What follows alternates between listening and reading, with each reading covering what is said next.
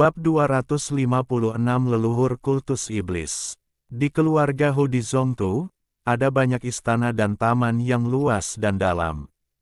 Hai Yunsui berdiri di hutan anggrek, tampak linglung dan terdiam untuk waktu yang lama. Dia merasa tersesat dan hampa di dalam hatinya. Apakah Anda menyesalinya? Mungkin. Wanita yang berdiri di seberangnya sedingin es. Dia sudah melaporkan apa yang terjadi di Hindu kepada keluarganya. Setelah dia keluar, dia memberitahu Hai Yunsui apa yang terjadi tanpa menyembunyikan apapun. Keluarga Hu mengirimkan 4 dewa dan 3 tuan dari generasi muda. Keempat dewa dihancurkan, dan 2 tuan muda meninggal secara tragis. Jika Leng Meiren tidak menggunakan gulungan luar angkasa, dia mungkin tidak akan bisa melarikan diri. Dia adalah putri bungsu dari kepala keluarga Hu saat ini, bernama Hu Diewu, dan sangat populer. Jika tidak, bagaimana dia bisa menghabiskan ratusan ribu koin emas untuk gulungan luar angkasa sesuka hati? Hu Diewu sangat dekat dengan Hai Yunsui, yang disebut sebagai saudara ipar ketujuh. Mereka berbicara tentang segala hal dan mereka saling mencintai seperti saudara perempuan. Di dalam aula istana, beberapa pemimpin keluarga Hu sangat marah. Berita yang dibawa kembali oleh Hu Diewu sungguh menyedihkan. Ini belum pernah terjadi sebelumnya.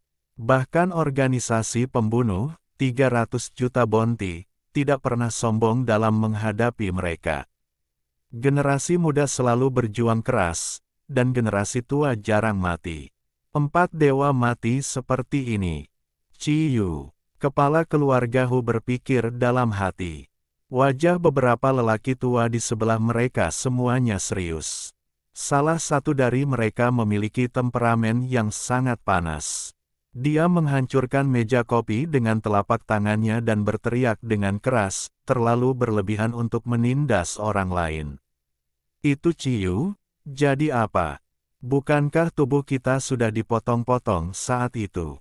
Sekarang dia telah menghilang selama bertahun-tahun, mungkin ada yang salah dengan tubuhnya, dan dia mungkin tidak lagi memiliki kekuatan yang dulu dia miliki.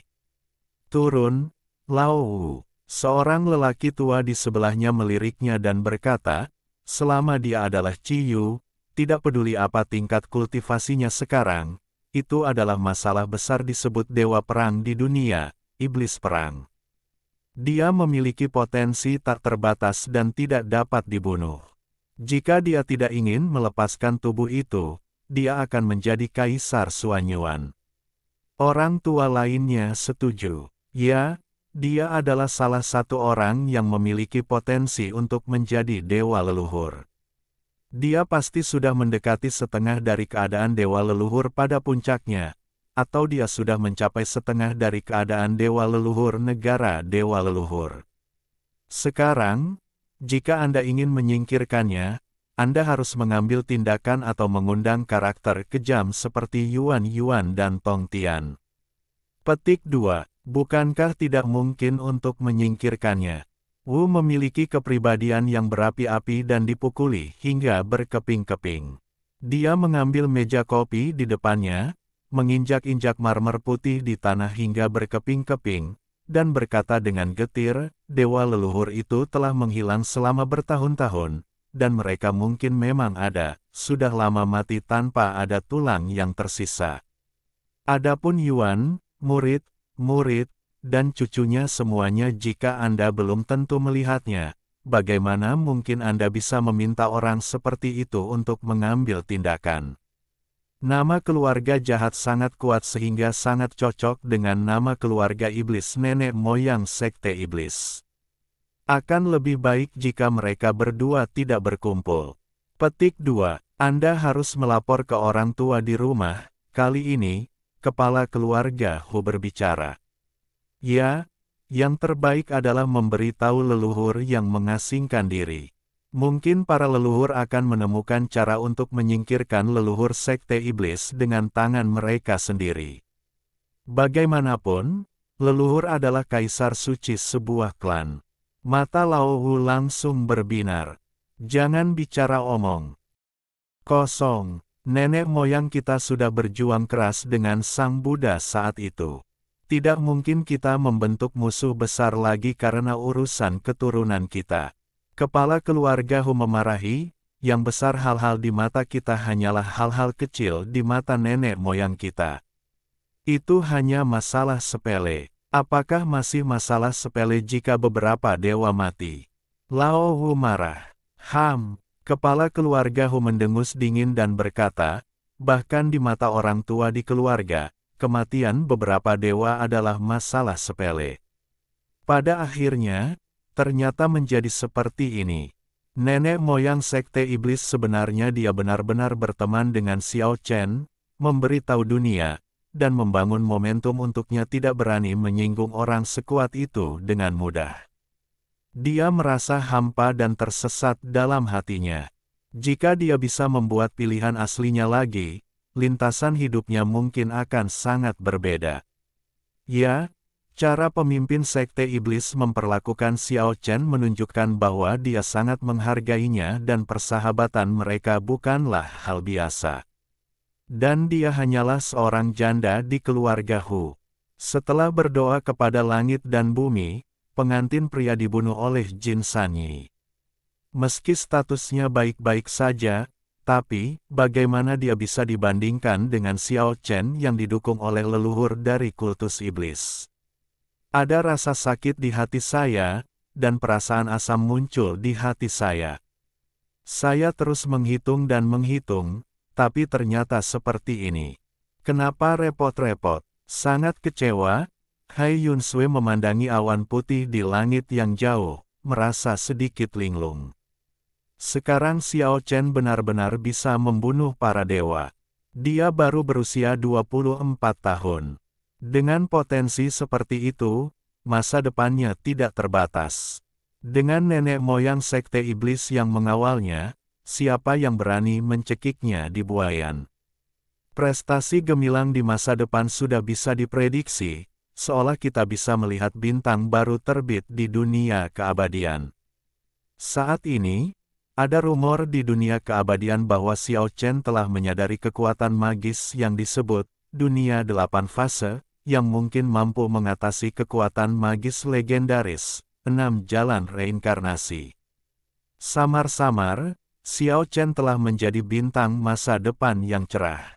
Ditambah dengan binatang kecil seputih salju dengan potensi tak terbatas dan potensi menjadi dewa leluhur, masa depan benua kehidupan abadi pasti akan berada di bawah kekuasaannya. Mengapa ini terjadi? Hai Yun Sui bergumam pada dirinya sendiri, pakaian putihnya bergerak mengikuti angin, dan dia merasa sangat pahit.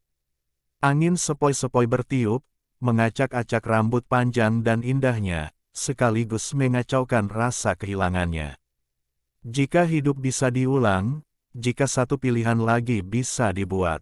Hai Yun Sui berdiri untuk waktu yang lama, dan kemudian perlahan-lahan terbangun ke kejauhan, merasakan jauh di dalam hatinya. Dia berkata pada dirinya sendiri, tidak ada gunanya menyesalinya. Kuncinya adalah bagaimana membuat keputusan sekarang. Dia kembali menatap Hu Daiwu dan berkata sambil tersenyum manis, bukankah itu hanya penciptaan kekuatan magis dunia 8 fase? Apa hebatnya? Keluarga Hu saya akan mengirimkan beberapa lagi. Seorang master dapat membunuhnya. Apakah leluhur sekte iblis kuat? Leluhur kaisar suci pasti akan melarikan diri. Si cantik yang sangat dingin, Hu Diewu menggelengkan kepalanya dan berkata, pendiri sekte iblis sangat kuat. Orang-orang setingkat leluhur Jiao-Jiao sangat menakutkan membuat musuh sesuka hati. Hai Yun Sui tersenyum dan berkata, tentu saja, kami tidak dapat dengan mudah membuat nenek moyang kami khawatir, tetapi keluarga Hu kami kuat di Tiongkok dan di dunia sekuler. Dengan begitu banyak pengaruh, Anda harus muncul secara pribadi untuk membunuh seseorang.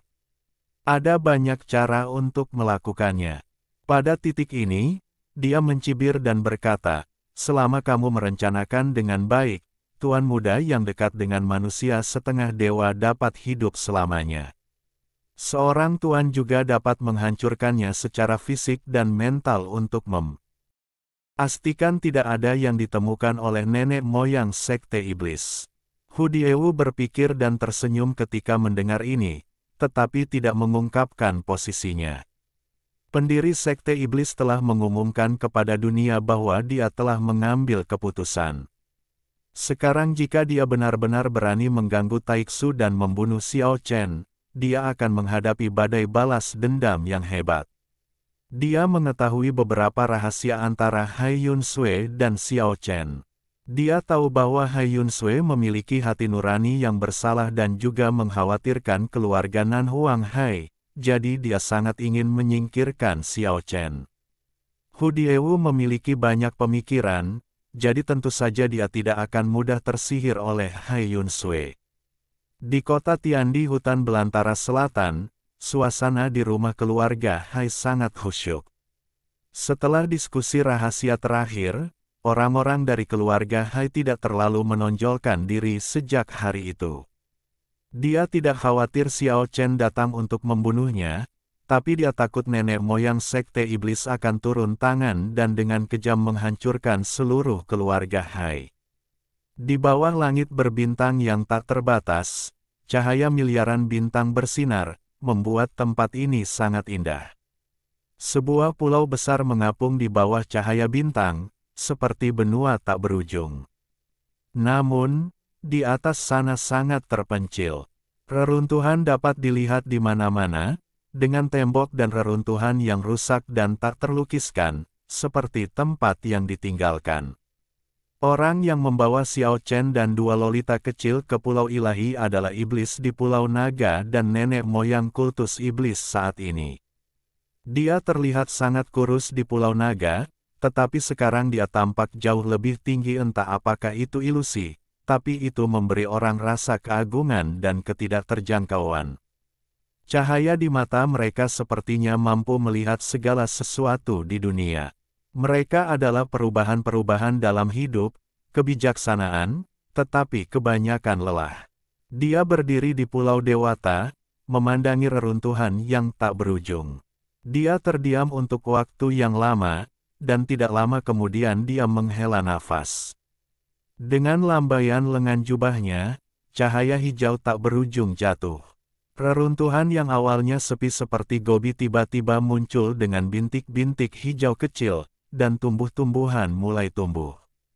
Pulau Dewata adalah tempat paling spiritual di dunia saat itu, tapi sekarang menjadi seperti ini.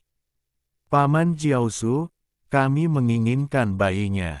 Tas 3 alam yang kamu berikan kepada kami tidak menyenangkan dan tidak dapat menangkap siapapun.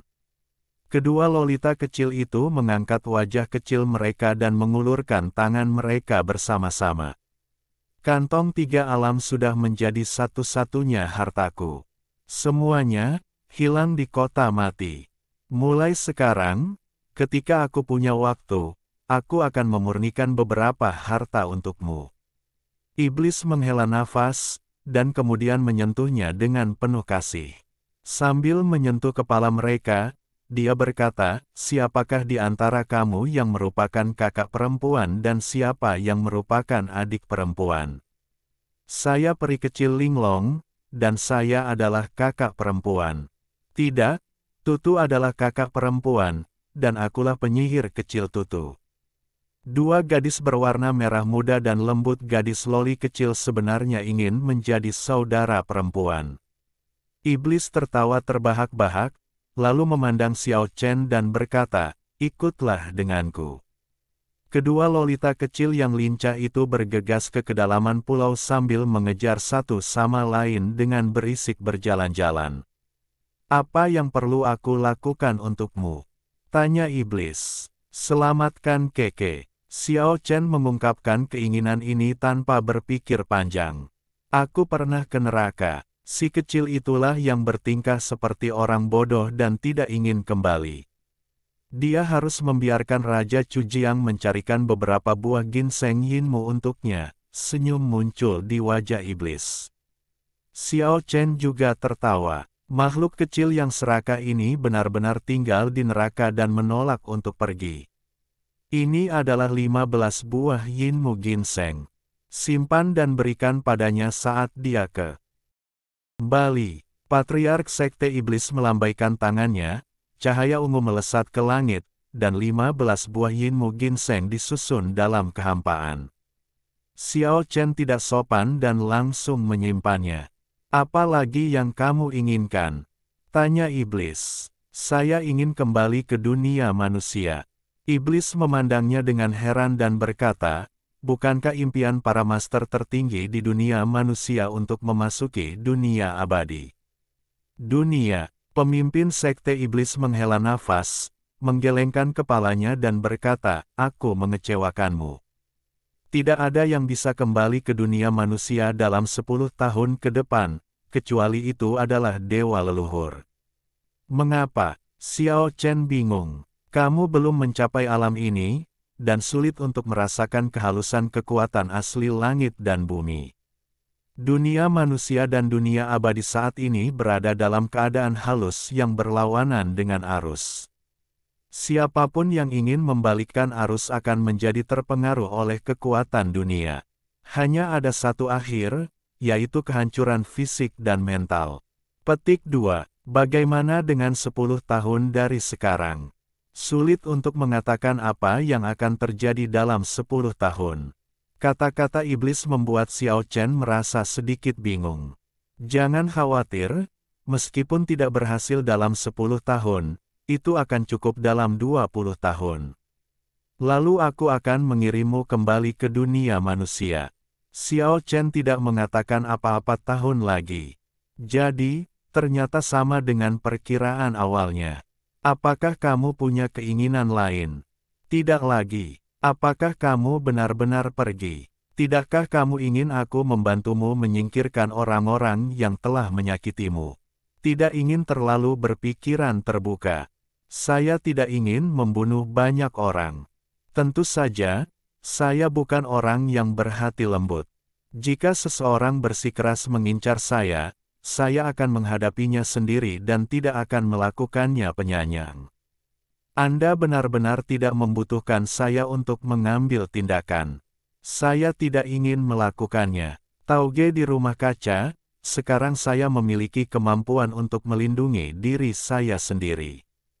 Iblis mengangguk dan berkata, sangat bagus, aku tidak ingin mengganggu duniamu. Orang kuat perlu keluar dan berlatih sendirian. Kamu memiliki kecepatan tercepat di dunia, perlindungan diri seharusnya tidak menjadi masalah. Xiao Chen ingin mengetahui keadaan iblis saat ini dan bertanya, kamu telah pulih sepenuhnya dan mengingat masa lalu. Iblis menggelengkan kepalanya dan berkata, ketika Ciyu menjadi pendiri sekte iblis, saya hanya ingat bahwa saya adalah reinkarnasi dari Ciyu, tetapi saya punya melupakan segalanya tentang Ciyu.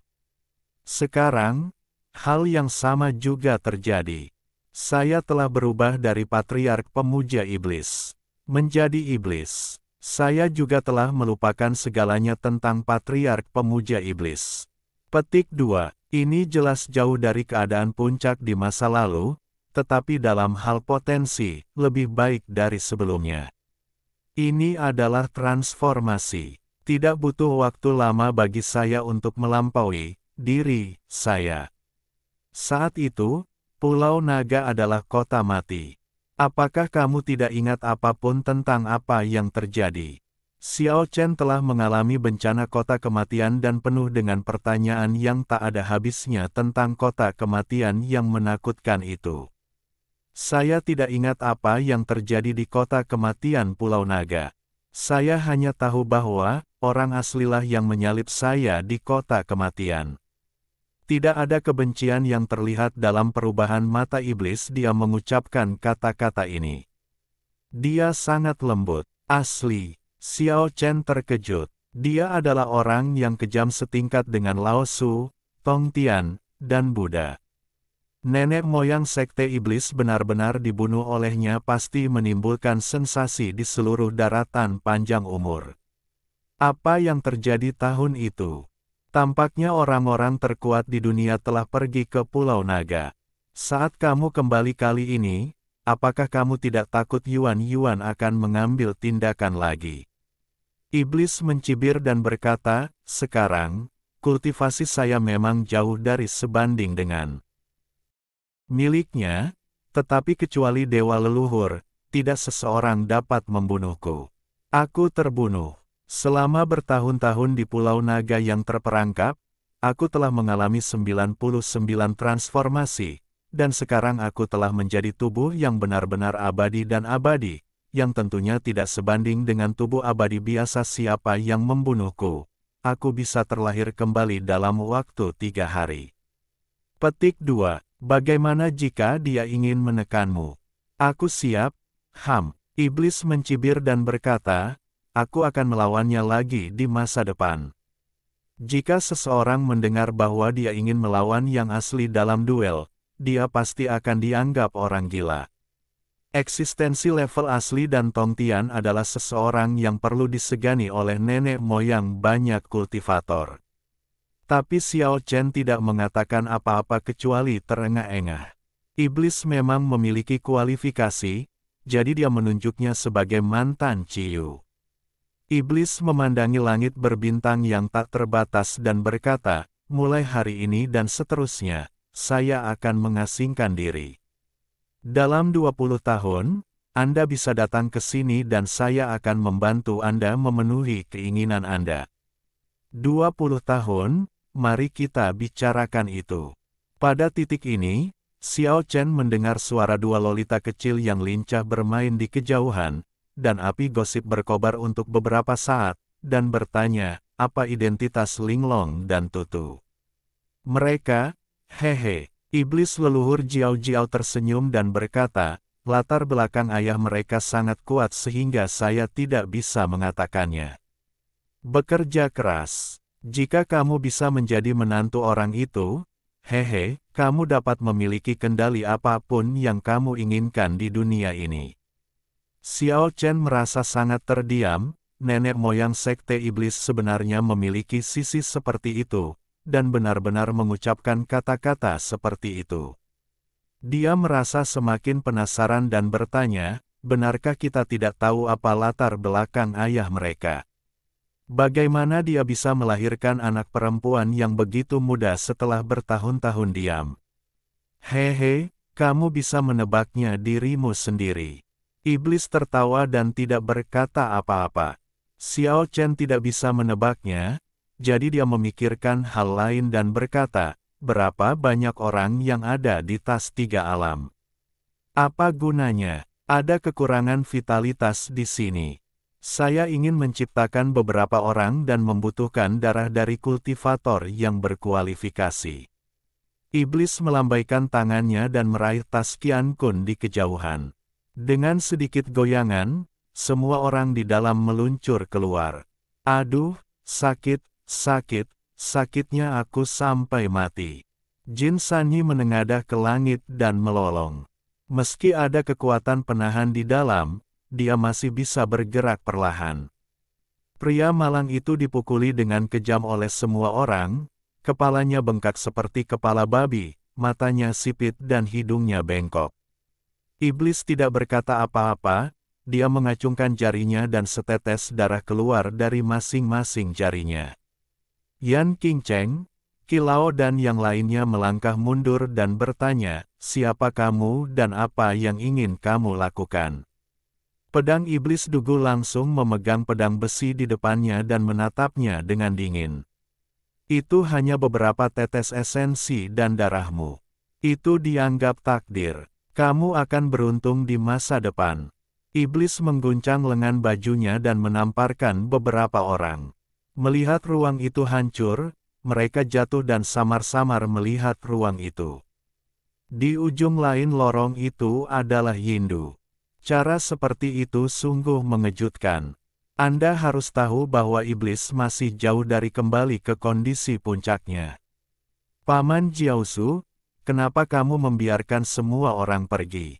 Dua lolita kecil berwarna merah muda berlari dari kejauhan, keduanya cemberut. Xiao Chen mengucapkan selamat tinggal kepada pemimpin sekte iblis. Ketika dia melihat dua lolita kecil berwarna merah muda bergegas ke arahnya, dia tanpa basa-basi mengusap kepala kedua lolita kecil itu dan menarik rambut halus, hitam dan panjang mereka. Dunia 8 fase menyebar dan naik ke langit.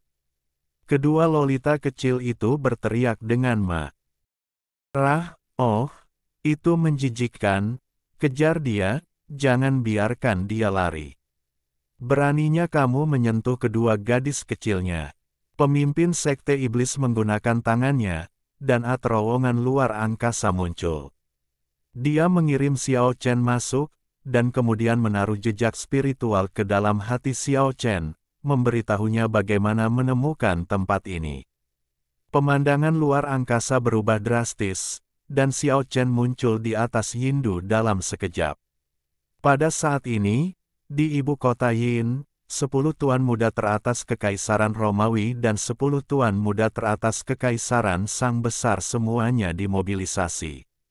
20 orang terkuat mengambil tindakan pada saat yang sama, mengejar dan mencegat 11 atau anak laki-laki pirang berusia 12 tahun. Selain itu, ada banyak ahli militer yang bisa membantu, tetapi bocah pirang itu tidak takut sama sekali. Dengan kecepatan tinggi, dia berubah menjadi cahaya keemasan dan melarikan diri hidup-hidup dari pengepungan 10 dewa masa depan Kekaisaran Romawi. Itu hanya bisa digambarkan sebagai sesuatu yang menakutkan. Satu pandangan melambangkan reinkarnasi, dan satu pandangan melambangkan kehancuran. Tidak ada yang bisa menghentikannya kemanapun dia pergi, dan ada banyak korban jiwa. Dia berjuang sepanjang hidup dan melarikan diri dari bahaya sebelum Tuan Senior tiba. Pada akhirnya, dia menerobos blokade 10 tuan muda kerajaan Sang Agung dan keluar dari ibu kota Yin tanpa bahaya apapun. Di luar Yindu, dia melihat kembali dengan dingin ke-20 tuan muda dan berkata, "Kamu pikir kamu ini siapa? Jika aku bertarung sendirian, tidak ada yang bisa menjadi lawanku. Yang disebut dewa masa depan tidak lebih dari ini, tidak malu untuk berbicara dengan keras. Beberapa dari mereka mampu membunuhmu. Sekarang, aku akan membunuhmu." Tuan muda terkuat di dua kerajaan mana yang tidak memiliki kekuatan magis langka? Siapa yang bukan orang paling menonjol? Tentu saja, dia sangat sombong. Sampai jumpa di medan perang. Anak laki-laki pirang itu mendengus dingin, "Aku baru berada di dunia ini selama beberapa tahun, dan hanya karena kamu hampir tidak bisa bertarung denganku sekarang. Kamu pasti tidak akan bisa bertarung denganku, yang akan bersaing denganku di masa depan." Kecepatan anak laki-laki pirang itu hampir menakutkan. Setelah mengucapkan kata-kata ini, dia berubah menjadi cahaya keemasan dan menghilang ke langit. "Sombong, dia akan membunuhmu di medan perang." Pada hari ini, berita yang mengejutkan daratan keluar, dan perang pun pecah. Kekaisaran Sang Agung dan Kekaisaran Romawi melancarkan perang melawan Kerajaan Brahma, dengan 8 juta pasukan elit menekan wilayah tersebut, dan api perang membubung ke langit. Pertarungan persahabatan antara Tuan Muda Kekaisaran Sang Besar dan Kekaisaran Romawi menarik perhatian dunia luar. Saat itu, kedua kaisar sedang gencar-gencarnya membuat perencanaan, dan akhirnya menyulut perang pada hari ini. Bab 257, puluhan ribu mayat. Perang terjadi begitu tiba-tiba. Dampaknya tidak dapat diukur. Middle Earth yang luas tidak terbatas, dengan banyak ras dan ratusan negara, mulai dari ratusan juta kilometer persegi hingga sekecil kota atau kolam. Namun, sebagian besar negara bertahan di celah 5 negara hegemonik. 5 negara hegemonik adalah Xia, Shang, Zhou, Vatikan, dan Roma. 5 kerajaan besar menempati 80% wilayah Tiongkok yang luas dan tidak terbatas. Ambil contoh Daxia, perbatasan utara dan selatan saling terhubung garis yang cukup. Ada 50.000 mil, dan garis antara perbatasan timur dan barat bisa 40.000 mil. Negara hegemonik manapun sudah jauh lebih besar dari dunia manusia. Kekaisaran Romawi, Kekaisaran Sang Besar, dan Kerajaan Brahma menempati hampir setengah dari seluruh dunia tengah. Jika terjadi perang antara ketiga kerajaan tersebut, setengah dari dunia tengah akan berada dalam kobaran api perang. Benua yang telah damai selama bertahun-tahun akan mengalami malapetaka. Bisa dibayangkan pemandangan kekacauan yang mengerikan. Pergi dan bergabunglah dengan tentara. Waktunya telah tiba bagi seseorang untuk dilahirkan di dunia ini dan memberikan kontribusi. Jika orang baik tidak pergi ke medan perang, dia tidak layak disebut berdarah panas kawan. Lindungi sungai dan gunung kami, lindungi bangsa kami, demi negara, demi bangsa, saudara-saudara, pergilah ke medan perang untuk melindungi tanah air dan tanah air kami. Petik 2. Tiga kerajaan besar sedang merekrut pasukan di mana-mana. 8 juta tentara Kekaisaran Sang Besar dan Kekaisaran Romawi telah pergi ke medan perang, dan pasukan lanjutan juga sedang dalam tahap pengerahan. Kabar baik, kabar baik. Berita menyebar ke seluruh penjuru, dan kabar baik resmi datang. Kami, Kekaisaran Sang Agung dan Kekaisaran Romawi, bersekutu untuk menaklukkan jalur terkuat keempat di perbatasan Kekaisaran Brahma, jalur Sanhe. Sanhe, diambil dari dua karakter, Ki yang menelan gunung dan sungai, diketahui sebagai jalur terkuat keempat di perbatasan Kerajaan Brahma Besar. Itu direbut dalam waktu 3 hari setelah pertempuran. Itu benar-benar menginspirasi, dan seluruh kota Yin mendidih karena kegembiraan. Dalam sejarah, Kerajaan Vatikan telah berperang dengan Kekaisaran Sang Besar berkali-kali, dan 2 kali mereka menyerang langsung dan membantai kota-kota yang tak terhitung jumlahnya. Meskipun kebencian antara kedua negara telah memudar seiring berjalannya waktu, hal itu selalu sama hati para penguasa kekaisaran. Akarnya sulit dicabut. Kebencian yang telah ditahan selama 100 tahun akhirnya keluar. Kabar baik, kabar baik. Kabar baik terus berdatangan. Pasukan sekutu Kekaisaran Sang Besar dan Kekaisaran Romawi merebut 20 kota. 8 juta tentara berbaris langsung dari pegunungan dan sungai di benteng keempat Kerajaan Vatikan, dan semuanya maju ke wilayah Kerajaan Vatikan. Ibu kota, Yin sedang mendidih. Oke, keluhan 100 tahun akan terbayar untuk selamanya. Bergabunglah dengan tentara, bergabunglah dengan tentara. Era kejayaan orang-orang baik akan datang. Para bangsawan, semua bersemangat, jangan ngomong-ngomong soal pemuda, bahkan beberapa lelaki tua pun bersemangat untuk segera bergegas ke medan perang untuk membalas penghinaan di masa lalu. Banyak kultivator telah bergabung dengan tentara. Ini adalah pengalaman yang langka. Semangat membunuh di medan perang adalah pelatihan yang paling berat bagi mereka. Kurang dari setengah bulan setelah perang dimulai, Kekaisaran Sang Agung dan Kekaisaran Romawi menaklukkan 20 kota di Kerajaan Vatikan. Dapat dikatakan bahwa hasilnya sangat cemerlang dan sangat menginspirasi. Namun di hari ke-20, kabar buruk datang. Setelah maju ribuan mil melalui 20 kota, pasukan berkekuatan 8 juta orang akhirnya menghadapi perlawanan sengit di dataran setan Kerajaan Vatikan. Tentara Vatikan berkekuatan 6 juta orang memanfaatkan keunggulan geografis dan melakukan penyergapan, yang menimbulkan kerusakan parah barisan depan pasukan koalisi dan memperlambat kemajuan di blokir. Pada saat yang sama, berita yang lebih buruk datang. Kerajaan Zhou Agung, salah satu dari 5 negara hegemonik, memiliki 6 juta tentara yang mendekati pegunungan dan sungai.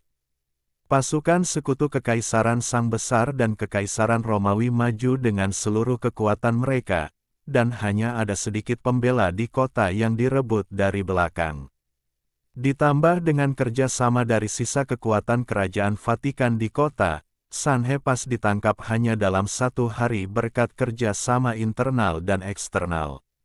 Sanheguan berpindah tangan, dan 6 juta tentara dinasti Zhou menghentikan mundurnya pasukan koalisi.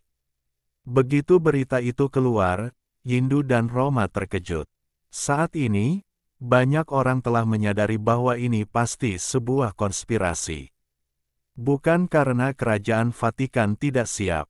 Mereka telah bersatu dengan kerajaan Zhou Agung dan dengan sengaja memperluas kerajaan Shang dan Kekaisaran Romawi untuk memasuki celah Sanhe. Kemudian pasukan koalisi dimasukkan ke dataran setan di mana sudah ada penyergapan, dan kemudian 6 juta tentara negara bagian Zhou besar menghentikan kemunduran, dan menyerang dari depan dan belakang, bersiap untuk melahap 8 juta tentara elit negara Shang dan Kekaisaran Romawi. Situasinya kritis, dan pukulan yang dahsyat ini mengejutkan negara Shang besar dan Kekaisaran Romawi. Awalnya, mereka bekerja keras secara rahasia dan meluncurkannya secara tiba-tiba, mengira mereka lebih unggul, tetapi mereka tidak menyangka bahwa semua ini telah diselesaikan. Garis depan sedang dalam krisis. Meskipun pasukan berkekuatan 8 juta orang telah merebut lebih dari 20 kota, tidak ada makanan dan rumput di dalamnya. Mereka telah dipindahkan oleh kerajaan Brahma, dan situasinya sangat kritis. Bala bantuan harus dikerahkan secepat mungkin. Sungguh sekelompok kepala babi sialan. Cepat dan tambahkan lebih banyak pasukan. Cepat ke saya secepat mungkin. Perintah darurat untuk mengirim pasukan cadangan dengan cepat. Kerajaan Shang besar berbatasan dengan perbatasan barat daya di barat dan wilayah pesisir di timur. Roma berbatasan dengan pegunungan sejuta tembaga di kutub barat, yang merupakan bagian barat dari seluruh dunia tengah. Kerajaan Brahma terletak di tengah-tengah seluruh dunia tengah. Kerajaan Zhou besar terletak di bagian utara Tiongkok Tengah. Keempat negara hegemonik tersebut terhubung di bagian barat dataran tengah. Di luar pegunungan dan sungai kerajaan Fan terdapat wilayah pertemuan keempat negara. Oleh karena itu, begitu perang pecah, tentu saja hal itu menjadi fokus pengiriman pasukan keempat negara. Air yang jauh tidak dapat memuaskan dahaga. Sebelum bala bantuan dari Kekaisaran Shang besar dan Kekaisaran Romawi tiba, kabar buruk terus berdatangan. Jalan belakang terputus, dan pasukan koalisi garis depan Kekaisaran Shang besar dan Kekaisaran Romawi terguncang. Mereka disergap di dataran setan dan menderita kerugian besar. Pasukan koalisi yang kalah ingin keluar dari pengepungan jalur Sanhe, tetapi mereka berulang kali dikalahkan di lebih dari 20 kota di sepanjang jalan. Mengalami serangan oleh 6 juta tentara elit kerajaan Zhou besar, mereka kehilangan helm dan baju besi serta menderita korban yang tak terhitung jumlahnya. Kerajaan Vatikan dan kerajaan Zhou Agung menggunakan taktik pembuatan pangsit yang sempurna, yang menyebabkan kerugian besar bagi kerajaan Shang dan Kekaisaran Romawi, serta hilangnya pasukan dan jenderal. Akhirnya, perang pertama yang berlangsung selama lebih dari sebulan pun berakhir. Hanya 1,8 juta dari 8 juta pasukan kerajaan Shang besar dan Kekaisaran Romawi yang dikalahkan dari pegunungan primitif di sebelah celah Sanhe, meninggalkan banyak mayat. Untungnya, bala bantuan tiba saat ini, sehingga 1,8 juta pasukan yang kalah pada akhirnya tidak tumbang. 6 juta mayat tergeletak di tanah, dan mereka kembali dengan kekalahan besar. Kerajaan Shang dan Kekaisaran Romawi terguncang di seluruh negeri, dan pejabat tingkat tinggi mendiskusikan tindakan pencegahan siang dan malam. Mayat lebih dari 6 juta tentara dari Kekaisaran Shang besar dan Kekaisaran Romawi mewarnai tanah kerajaan Vatikan menjadi merah, dan energi jahat yang tragis melonjak langsung ke langit. Membunuh 1000 musuh akan mengakibatkan 800 kerugian bagi diri sendiri. Selama itu adalah perang, tidak mungkin untuk tidak mati. Kerajaan Vatikan dan Kerajaan Zhou Agung juga membayar mahal untuk hal ini. 3,7 juta orang tewas di medan perang, dan ribuan mil berlumuran darah. Pertarungan antara 4 dari 5 negara hegemonik mengejutkan seluruh dunia. Situasi pertempuran tragis menyebar ke seluruh benua, dan bahkan orang-orang kuat yang menyembunyikan diri dari dunia pun terkejut. Ribuan jiwa tewas di medan perang, darah mengalir ke sungai, mayat tergeletak ribuan mil jauhnya, jiwa-jiwa yang kesal melolong, dan roh jahat yang suram membuat dunia berduka dan bergejolak. Ini adalah pertempuran paling brutal dalam sejarah benua panjang umur. Belum pernah puluhan juta orang tewas di medan perang dalam waktu sesingkat ini.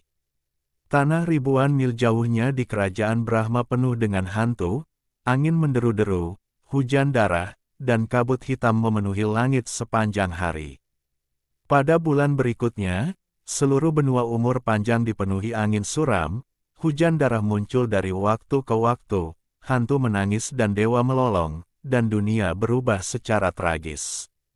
Seolah-olah akhir dunia akan datang, dan pemandangannya sangat menakutkan dan aneh. Ini adalah sesuatu yang belum pernah terjadi sebelumnya di daratan. Seolah-olah kerajaan hantu neraka akan datang ke dunia. Ribuan jiwa prajurit mengaum, menekan semua orang, dan banyak pembudidaya merasa ngeri. Beberapa kultivator jahat pergi ke medan perang berkabut untuk mengumpulkan jiwa, berharap untuk mengorbankan jiwa undead dan mencapai kultivasi mereka sendiri. Banyak iblis juga keluar, ingin mengorbankan ribuan jiwa untuk memurnikan harta iblis. Hantu keluar dan setan merajalela. Ini telah menjadi tanah suci bagi para penggarap kejahatan gelap dan lainnya. Namun, tidak banyak orang yang memperoleh apapun. Ribuan tentara dan jiwa berkumpul untuk membentuk kekuatan penghancur. Dataran iblis kerajaan Brahma menjadi sumber kematian yang nyata, bahkan bagi para pembudidaya, sulit untuk didekati. Sepertinya ribuan roh jahat mengaum, dan dewa yang tak ada habisnya melolong. Melihat dari kejauhan, awan gelap bergulung, dan banyak hantu dan hantu segera dihancurkan secara fisik dan mental setelah masuk. Apalagi setiap 3 hari pasti ada hujan darah yang deras. Langit dan bumi bersedih. Kemanapun hujan darah lewat, semuanya mencair. Warna merah yang menakutkan menjadi satu-satunya di dataran iblis. Mayat-mayat yang membusuk menghilang, hanya menyisakan tulang-tulang seputih salju. Berita itu menyebar dan mengejutkan benua panjang umur. Apakah kerajaan hantu benar-benar akan datang ke dunia ini? Lubu ada di antara manusia, dan kelinci merah di antara kuda. Lubu, yang telah menghilang selama berhari-hari, muncul kembali. Dia adalah semangat juang yang tak tertandingi. Dia telah kembali dari neraka dan kekuatan jiwanya menantang surga. Mendengar puluhan ribu tentara telah berkumpul di dataran setan kerajaan Brahma, mereka segera mendesak kelinci merah dan kuda untuk pergi ke sana. Ada juga dewa kematian legendaris Baiki, yang juga kembali dari neraka dan muncul kembali di dunia bersama ratusan ribu tentara Yin.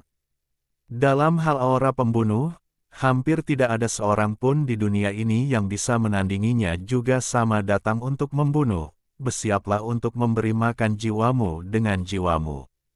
Di dataran iblis yang gelap, sebuah suara acuh tak acuh bergema, kekuatan jiwa begitu kuat sehingga tidak dapat disebarkan dan menarik jiwa dari segala arah. Mungkinkah seseorang sedang menyiapkan susunan? Mungkinkah itu, mereka ingin memperbaiki tungku tembaga langit dan bumi yang rusak? Menarik sekali. Saya sudah lama tidak ke alam abadi, dan banyak hal tak terduga akan terjadi. Hehe, alam abadi adalah tempat yang bagus. Saya pikir banyak sekte akan mengirim murid ke dunia ini. Suara itu menghilang, dan bayangan menghilang bersama angin. Ketika lubu yang legendaris dan dewa kematian Baiki bergegas ke dataran iblis satu demi satu, ribuan jiwa menghilang sepenuhnya. Dunia menjadi jernih dan jernih. Tidak ada jejak angin jahat dan kekejaman. Hanya gelombang samar pembuangan jiwa yang beriak lembut. Dua pria legendaris dengan kekuatan jiwa yang menantang langit mengerutkan kening dan kemudian mundur. Tidak ada yang tahu apa yang terjadi. Ribuan tentara dan jiwa di dataran iblis kerajaan Brahma menghilang dalam semalam. Pemandangan angin menderu dan hujan darah benar-benar lenyap, seolah tidak pernah terjadi hal aneh. Namun jutaan tulang belulang itu tak berujung seperti salju putih yang tersebar di seluruh dataran setan, membuktikan bahwa tempat ini pernah mengalami perang yang dahsyat. Semua kultivator kuat di benua panjang umur terkejut. Jelas sekali bahwa peristiwa besar yang tidak terduga pasti telah terjadi di dataran iblis. Jutaan jiwa tidak dapat digambarkan hanya sebagai horor. Bahkan Tong Tian, Lao Zi, Yuan, dan Buddha tidak dapat melakukannya dengan tenang. Mungkinkah dewa leluhur itu tidak benar-benar hilang sama sekali? Apakah ada orang yang hidup di dunia ini? Kalau tidak, bagaimana mungkin bisa merenggut puluhan juta jiwa dalam semalam? Para ahli di seluruh dunia sedang menebak-nebak, dan mereka semua terkejut dan bingung. Setelah sempat ragu-ragu, negara-negara hegemonik akhirnya kembali berhadapan, dan situasi tegang kembali muncul. Keempat negara hegemonik tersebut terus menambah pasukannya menuju perbatasan. Setiap negara memiliki jutaan tentara, dan gunung serta sungai di luar celah tersebut telah menjadi tempat ratusan pertempuran. Meskipun perang skala besar kedua belum pecah, pertempuran kecil yang melibatkan ribuan atau puluhan ribu orang masih terus terjadi setiap saat. Ada ribuan korban setiap hari. Situasi menjadi semakin tegang dari hari ke hari, dan bau mesiu menjadi semakin kuat. Banyak petani diperintahkan untuk bergegas ke perbatasan tempat keempat penguasa bertemu. 10 master teratas dari generasi muda kerajaan Dasang pergi ke medan perang di bawah kepemimpinan putri ketiga Yin Ying. Sang putri pergi untuk mengawasi pertempuran, sedangkan 10 master teratas pergi untuk mengalami dan akan pergi ke medan perang. Qi Lao, Yuan Feng, Huo Niao, Ah Sui dan lainnya semuanya diyakinkan oleh Yin Ying dengan berbagai cara dan mengikutinya. Semua agama besar di Kekaisaran Romawi juga mengirimkan guru ke sana. Di antara mereka, tugas utama 10 guru generasi muda adalah menghancurkan Buddha Agung Muda Kerajaan Brahma, yaitu Raja Singa Emas. Xiao Chen telah meninggalkan kerajaan Sang Besar dan memasuki dataran iblis kerajaan Brahma dengan berjalan kaki. Jutaan tulang putih itu seolah menceritakan kisah tragedi dan kesedihan masa lalu.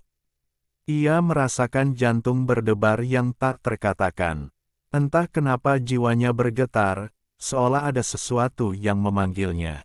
Teknik peta langit prasasti kuno mulai bekerja dengan gila-gilaan, dan kemudian karena suatu alasan, tiba-tiba dia seperti melihat prasasti kuno di Sungai Kuning di Yongzhen, dan prasasti kuno di Pulau Naga di Yongzhen. Bayangan besar dari prasasti tersebut muncul di hatinya. Bab 258 Penerus Buddha. Teknik prasasti kuno Tiantu berjalan dengan liar, tubuh Xiao Chen bersinar terang, kulitnya mengalir dengan sinar cemerlang, dan sebuah prasasti kuno besar muncul di dalam hatinya. Jejak buramnya begitu menyayat hati. Monumen besar itu seperti gunung besar yang berdiri di lautan pikiran, menjulang ke langit, sehingga sulit untuk melihat ke ujung tertinggi. Bagaimana bisa? Xiao Chen sangat terkejut. Itu tampak seperti prasasti kuno di Sungai Kuning, tetapi sebenarnya tidak. Itu tampak seperti prasasti kuno di Long Island, tetapi ada beberapa perbedaan. Prasasti ini tampaknya berbeda dari 2 prasasti surgawi yang pernah dia lihat sebelumnya. Jantung Xiao Chen berdetak kencang pada saat itu. Dia merasakan jantungnya berdebar kencang, seolah-olah lonceng kuning telah membangunkannya. Mungkinkah tablet batu ketiga ada di dekatnya? Pada saat itu, jantungnya mulai berdetak kencang. Peta langit prasasti kuno yang dia praktikkan jelas merupakan metode yang tidak sempurna, dan harus ada tindak lanjutnya prasasti kuno. Ada dugaan pada saat itu bahwa seharusnya ada begitu banyak yang sesuai di dunia nyata. Hanya saja, ketika dia menggunakan hatinya untuk merasakan dan dengan hati-hati mencari gerakan yang tidak biasa di daratan, dia tidak menemukan apapun, dan perasaan yang membuat jantungnya berdebar perlahan menghilang. Xiao Chen tidak mengalami depresi, dia perlahan menjadi tenang dan memandangi dataran terpencil dengan tenang. Ada banyak legenda tentang dataran setan di kerajaan Brahma. Ini adalah tempat yang sangat misterius, dan banyak tokoh penting telah muncul di sini. Menurut legenda, Zheng Jing awalnya memindahkan Gunung Peri Kunlun ke tempat ini, dengan harapan dapat menyebarkan berita tersebut ke dunia. Namun, Gunung Kunlun runtuh dalam semalam dan penduduk asli di dekatnya hampir punah. Ada juga legenda bahwa tubuh asli Lao Su di kehidupan sebelumnya dihancurkan menjadi bubur di dataran setan dengan senjata ajaib yang menakutkan, sehingga sulit baginya untuk mendapatkan kembali jiwanya selama 800 tahun. Pada periode yang sama, Sang Buddha dipaku di puncak Tongtian di dataran setan di kehidupan sebelumnya, yang berlangsung selama 77 dan 49 hari, menyebabkan dia kehabisan darah dan mati. Tempat ini telah menjadi tempat yang tidak menyenangkan, dan bahkan orang-orang besar pun tidak ingin tinggal di sini lagi. Tulang putih tak berujung, seperti salju putih, terlihat sangat mempesona di bawah sinar matahari. Jiwa puluhan juta tentara tergeletak di dataran iblis. Aura jahat yang naik ke langit telah lama menghilang, dan jiwa para prajurit yang mengaum telah lama menghilang. Hanya lautan tulang putih yang luas yang membuktikan bahwa pertempuran tragis memang terjadi di sini. Puluhan juta orang tewas dalam pertempuran dalam waktu kurang dari 40 hari. Jika hal ini tidak dapat dibayangkan di dunia manusia, hanya di benua abadi yang begitu luas dan tak terbatas peristiwa mengejutkan dan tragis seperti itu dapat terjadi. Salah satu dari 5 negara hegemonik di alam abadi 10 kali lebih besar dari seluruh dunia manusia. Adalah normal jika 4 negara adidaya yang begitu besar dan tak terbatas berperang, dan itu normal jika puluhan juta orang pecah mati. Xiao Chen dipenuhi dengan emosi saat dia menghadapi tulang-tulang seputih salju yang tak ada habisnya. Dataran setan ini benar-benar tempat pemakaman di langit, dengan banyak sekali tulang yang terkubur di sana. Saat malam tiba dan angin sepoi-sepoi bertiup lembut, Xiao Chen meninggalkan bayangan di tempat dan menghilang ke dataran setan. Di luar celah Sanhe, keempat negara hegemonik semuanya mengerahkan jutaan pasukan. Tempat ini menjadi tempat pembantaian Shuro. Meskipun perang kedua tidak pecah, konflik lokal terjadi dari waktu ke waktu, dan pertempur. Kelompok kecil terus berlanjut. Di luar celah Sanhe, negeri dengan ratusan pertempuran ini membentang ribuan mil. Ini telah menjadi medan perang kematian selama berabad-abad, dengan banyak sekali mayat di bawah tanah.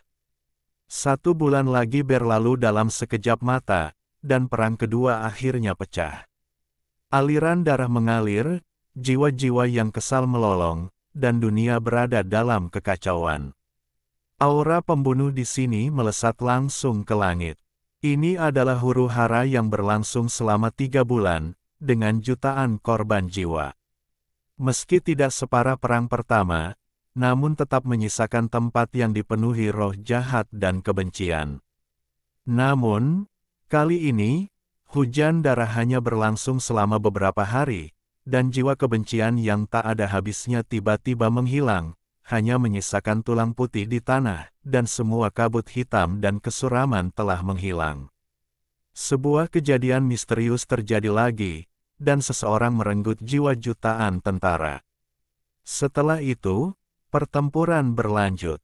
Pasukan kerajaan Zhou Agung dan Vatikan bergabung bersama dan mundur ke celah Sanhe. Kekaisaran Romawi dan Kerajaan Sang Agung bergabung dan menyerang kota terus-menerus setiap hari. Tentu saja, ada juga pertempuran berdarah yang terjadi di hutan belantara terdekat. Demigod adalah raja di medan perang.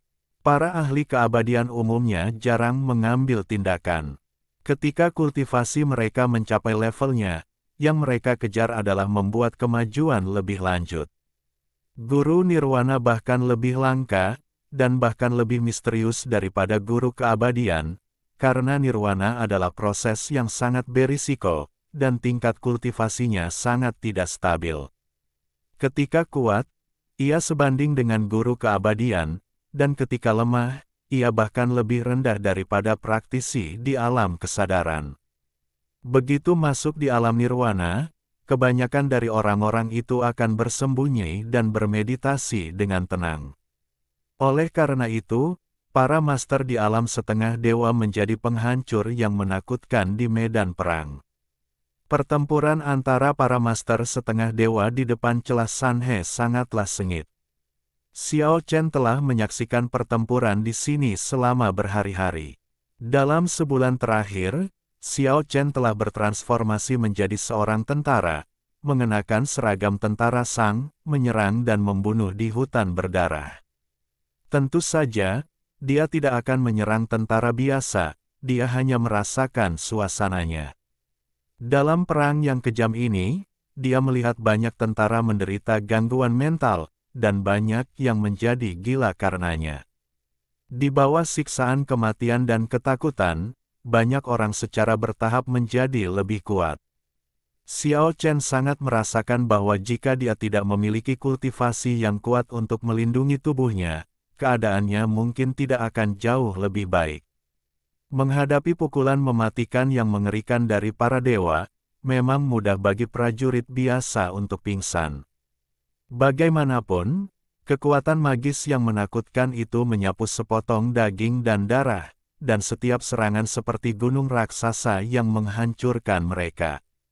Perang antar negara penguasa, dengan segunung mayat dan lautan darah di medan perang, memang menjadi ajang yang baik bagi para penggarap untuk mengasah diri. Sangat mudah untuk menemukan lawan di sini. Selalu ada para dewa yang bertarung di depan. Itu adalah malam berdarah lainnya dengan matahari terbenam, dan mayat ada di mana-mana di medan perang.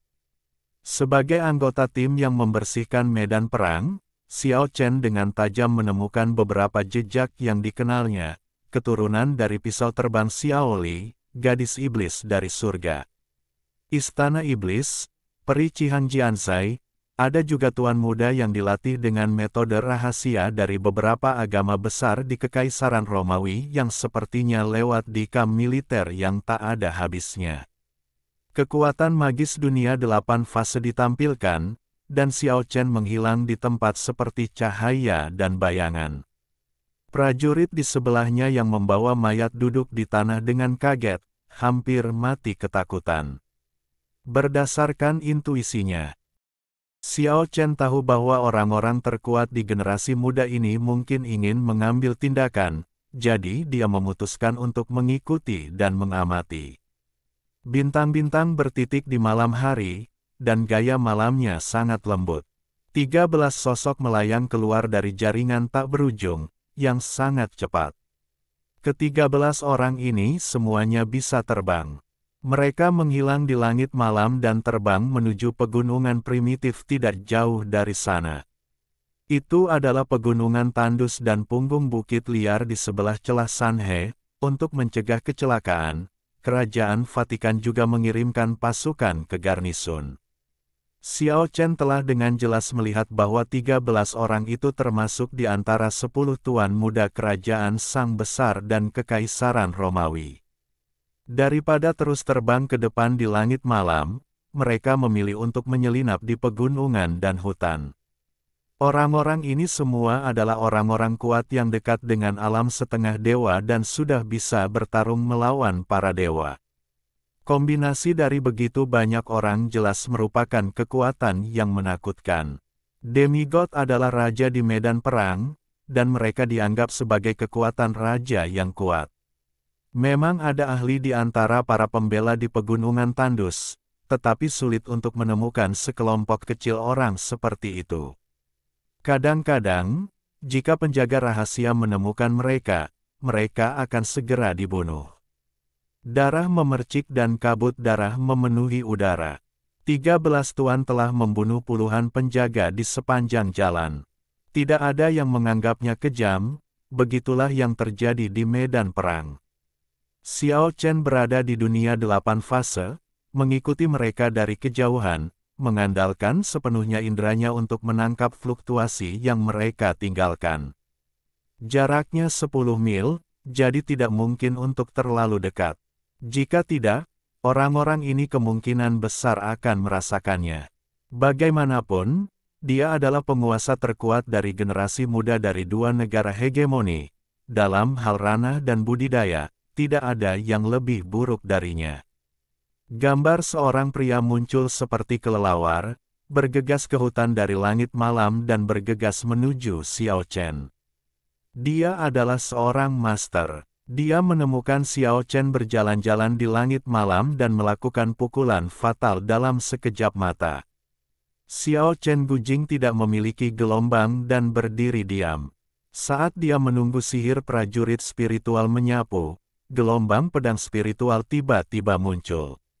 Dengan suara pop yang lembut, sosok di udara runtuh, meninggalkan sepotong darah.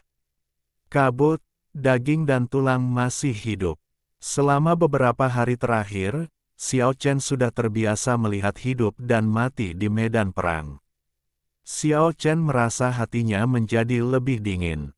Meskipun dia tidak mengabaikan kehidupan, jika dia membunuh orang, akan sulit baginya untuk memilikinya fluktuasi sekecil apapun di hatinya. Kejam medan perang memang merupakan tempat yang bagus untuk melatih orang, membuat tekadnya yang seperti besi semakin sulit untuk digoyahkan. 120 mil jauhnya di dalam hutan belantara primitif, Xiao Li, keturunan Fei Dao, gadis iblis dari Istana Iblis, dan yang lainnya berhenti sekarang.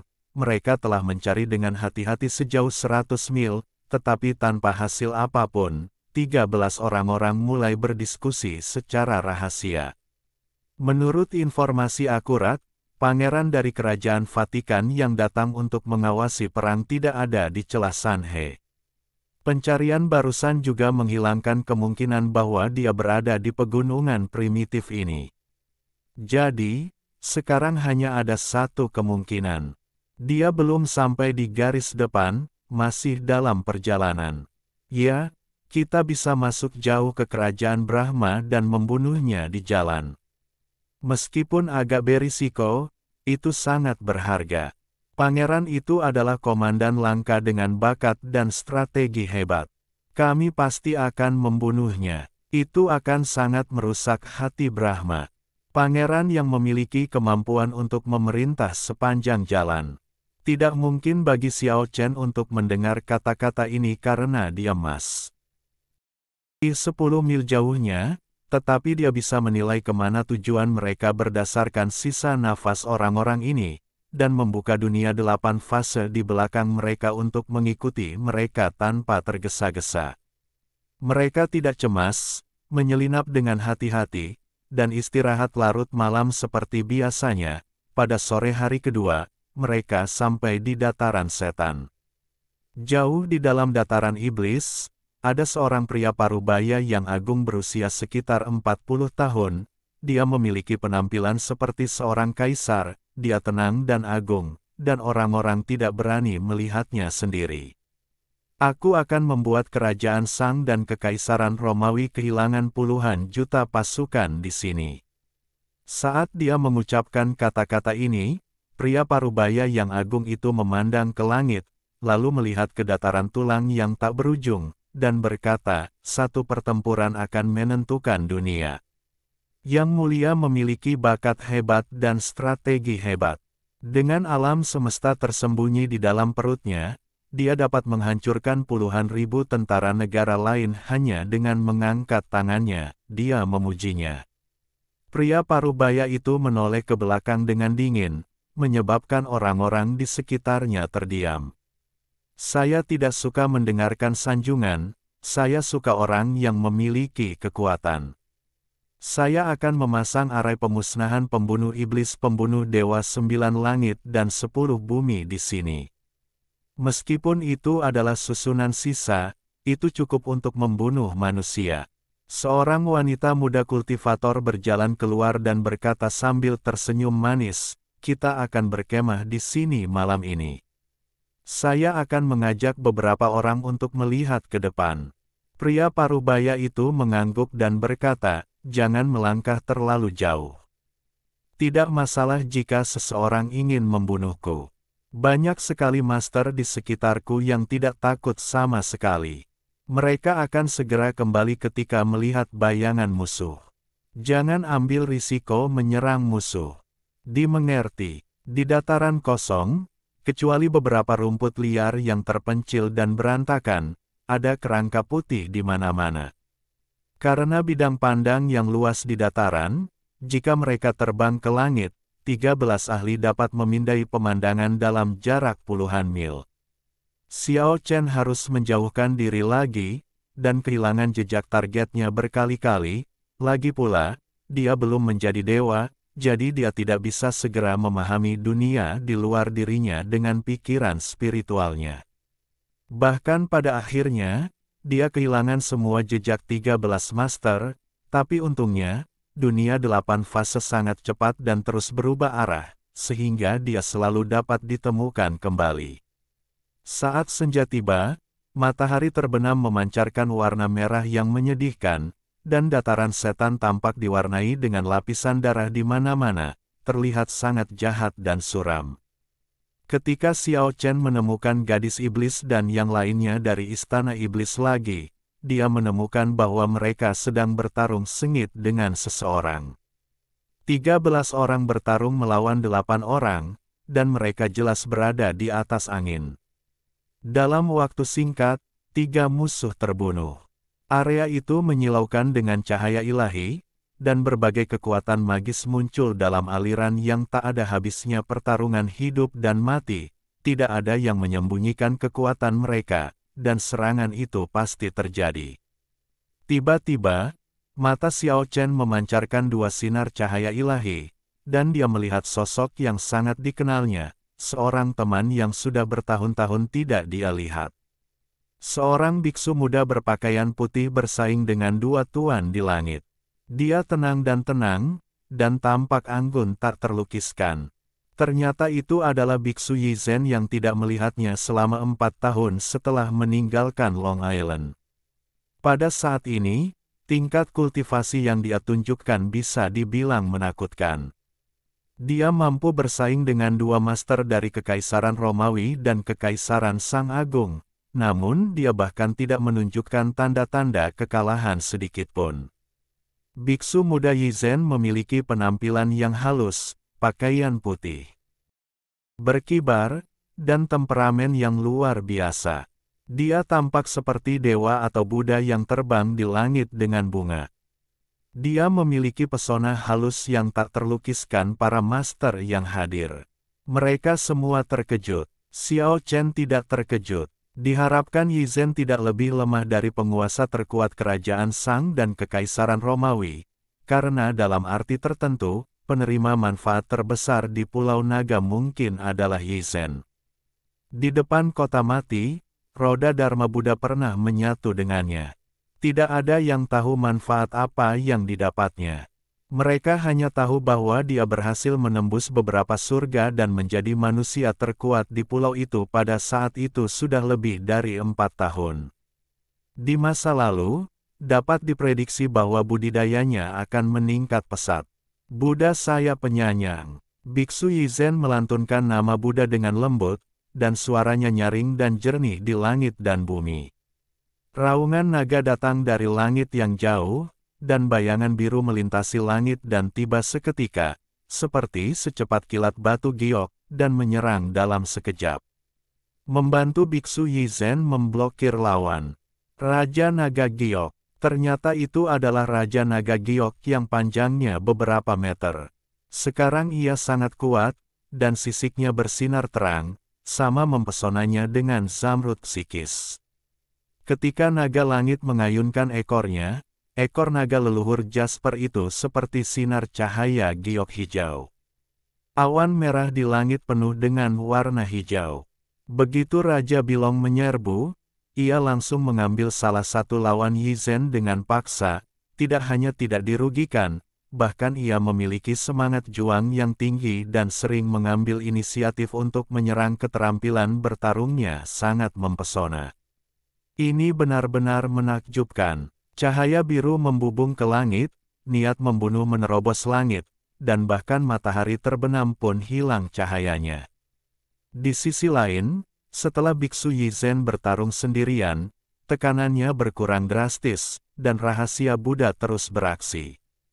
Meskipun dia terlihat anggun dan halus, seolah-olah dia adalah orang yang bersemangat tinggi di dunia, kekuatan membunuhnya sangat mencengangkan dan mengguncang ruangan. Akhirnya, Yizhen melafalkan nama Buddha dan tiba-tiba naik ke langit. Tangan Buddha yang besar turun dari langit dan menutupi bumi, menutupi ruang setinggi 100 kaki. Kekuatan magisnya yang unik, dia masih terlempar ke langit di bawah tanah. Cahaya Buddha bersinar di seluruh tempat, dan tangan Buddha yang besar tiba-tiba meraih kultivator di bawah tanah, dan menutupnya dengan paksa, dan jeritan segera terdengar. Semua orang khawatir. Cahaya Buddha membumbung tinggi ke langit, dan penampilan berharga Biksu Yizhen sungguh hikmat. Tangan Buddha yang besar itu mekar dengan cahaya yang mustahil untuk dilihat. Pada akhirnya, itu menghancurkan orang kuat dari Kekaisaran Romawi di depan semua orang. Terengah-engah, 12 master yang tersisa sangat terkejut, dan 3 dari mereka bergegas mendekat sekaligus. Xiao Chen tiba-tiba teringat bahwa itu adalah tangan Buddha yang memegang Yizhen di depan gerbang kota mati Longdao. Keduanya sangat mirip. Dia keturunan Buddha, bunuh dia. Petik 2. Dengan kilatan cahaya, Biksu Yizhen muncul di depan Raja Bilong dalam sekejap dan berteriak, "Ayo pergi." Di saat yang sama, beberapa tuan dari Kerajaan Vatikan yang masih hidup di sebelah mereka juga ingin melarikan diri, tapi lawan mereka sudah menghalangi jalan mereka. Sekarang pertarungannya 12 lawan 5. Ada kilatan cahaya, dan sebelum Biksu Yizhen bisa bergegas, Xiao Li, keturunan pisau terbang, berdiri sendirian di depannya dan Raja Bilong. Cahaya pedang muncul di ujung jarinya, dan nafas kematian terisi udara. Satu orang dan satu pedang menjadi satu-satunya di dunia, dan suhu separuh langit turun secara tiba-tiba. Dihadapkan dengan keterampilan pisau terbang Xiao Li yang menakutkan dan hampir seperti iblis, semua orang akan mengubah warna mereka. Biksu Yizhen dan Raja Bilong menghentikan gerakan mereka harus berkonsentrasi pada konfrontasi pisau. Inilah pesona pisau terbang Xiao Li. Bahkan satu lawan pun dapat mengintimidasi ribuan pasukan. Tidak ada yang tahu siapa yang pada akhirnya akan terkena pedang. Biksu Yizhen dan Raja Naga Giok harus berkonsentrasi pada kewaspadaan mereka.